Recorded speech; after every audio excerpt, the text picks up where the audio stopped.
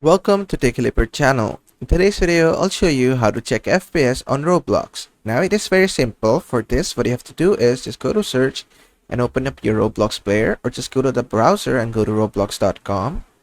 Then from here, just select any game you want to play.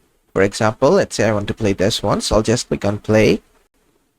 Then just wait for the game to load. And there you go, the game loaded. And after it loads, to check the FPS, what you have to do is simply click on Shift and F5 together. Then on the top left bar, you'll see a chart basically showing FPS and other network stuff. So there at the top, you can see your FPS. And basically, as you can see, I'm getting kinda like 60 FPS right now. And you'll see whatever FPS you're getting in the game. And that's basically it. And that is how to show FPS on your Roblox. I hope this video was helpful. If it was, please give it a thumbs up and don't forget to subscribe.